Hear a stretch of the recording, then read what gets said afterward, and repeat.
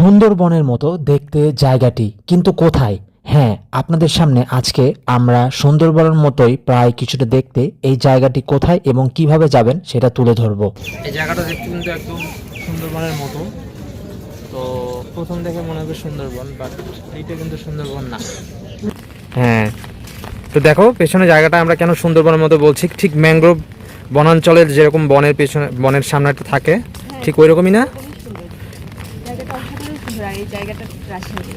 হ্যাঁ, আর বৃষ্টি সামনে যাও, একটু সামনে দেখে আমরা। আর দেখো একটা জিনিস, এখানে দাঁড়াও, সেটা হচ্ছে যে এই জায়গাটাকে ম্যানগ্রোভ বনাঞ্চলের যে পানিটা থাকে একটু ঘোলা করে ওই ধরনেরই পানিটা, তাই না? আর দূর থেকে দেখতে এই জন্য একটু এরকম দেখাচ্ছে। হ্যাঁ, আকাশের ভিউ আর এই যে নদী, তো দূর থেকে দেখতে ম্যানগ্রোভের মতো লাগছে, তবে আসলে কিন্তু এটা ম্যানগ্রোভ বনাঞ্চল না। ঠিক এরকমই ভ্রমণ দিতে পারবেন। তো দেখেন, আসলে আপনি যদি মনে করেন যে আপনার সুন্দরবনে যাওয়ার টাকা নেই, একটু ওই ধরনের একটু নৌকাতে ট্যুর দিবেন, ওই ধরনের একটু ফিল আপনি পাবেন এখানে আসলে। আপনি এরকম ট্যুর দিতে পারেন, যদি রাজশাহীতে থাকেন নৌকা ট্যুর দিতে পারেন, তবে সাঁতার জানাটাও একটু জরুরি, কারণ এখন বর্ষাকাল।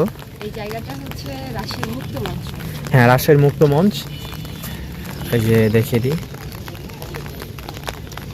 ওই যে ওইদিকে মুক্ত মঞ্চ, আর এই সোজা হাঁটা রাস্তায় নদীর এই পাশে ঠিক এরকম একটা লুকস, খুব সুন্দর।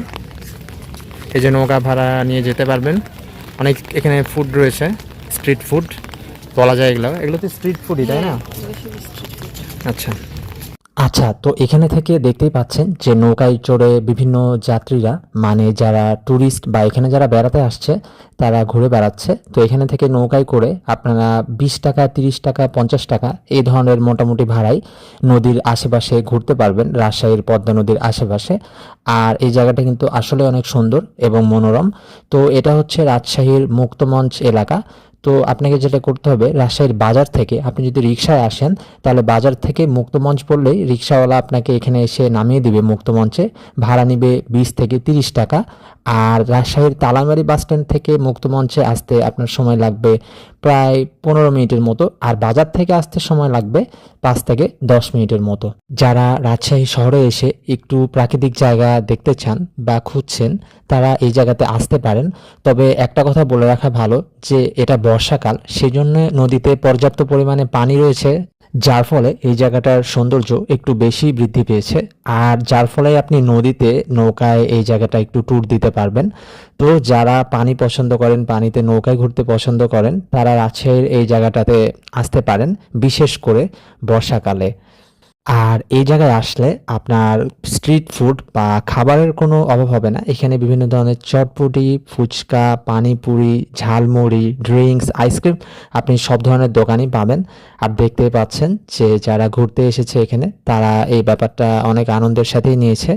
তো যারা একটু ভ্রমণপ্রেমী রয়েছেন, বিশেষ করে রাজশাহীতে বেড়াতে আসবেন, আমি তাদেরকে বলবো যে তারা এই জায়গাটা ঘুরে যেতে পারেন। তো আমাদের রাজশাহীর মুক্তমঞ্চ নিয়ে এই ভিডিওটি ছিল এই পর্যন্তই। আশা করি আমাদের ভিডিওটি সবার ভালো লাগবে। তো সবাই ভালো থাকবেন। আল্লাহ হাফেজ।